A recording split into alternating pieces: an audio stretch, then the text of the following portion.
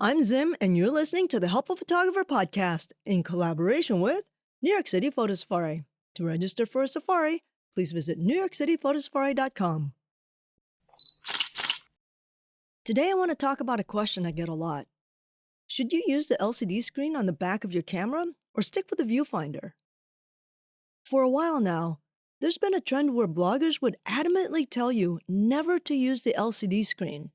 But let's be real. Never is a pretty strong word, and it's a pretty long time too. Personally, I think the LCD has its time and place, and there's a reason it exists.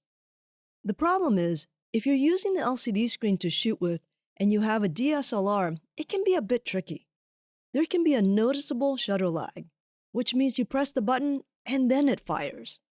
That makes it less ideal for things like action photography, or frankly, most handheld situations.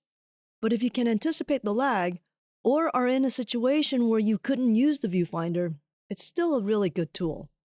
But with mirrorless cameras, that lag is fundamentally gone. The fact of the matter is, the viewfinder on a mirrorless camera is just a small LCD screen. So the two are essentially the same. That said, I still hear people say, never use the LCD screen. And honestly, I don't get it.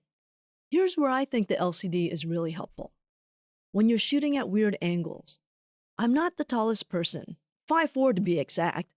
So if I need a higher perspective, I'll lift my camera over my head and use the LCD to frame my shot. Without it, I'd be guessing and hoping for the best.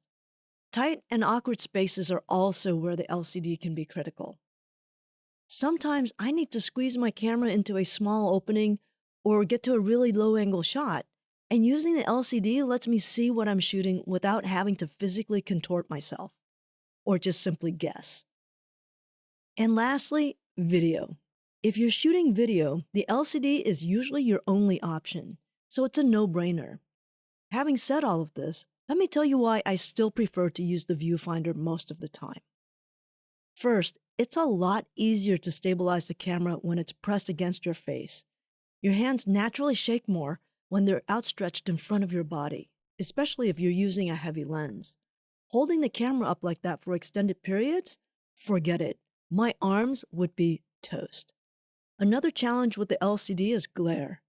If there's bright light behind you, it can be really hard to see the screen clearly. That's pretty much never an issue when you're using a viewfinder. For action shots, the viewfinder wins hands down.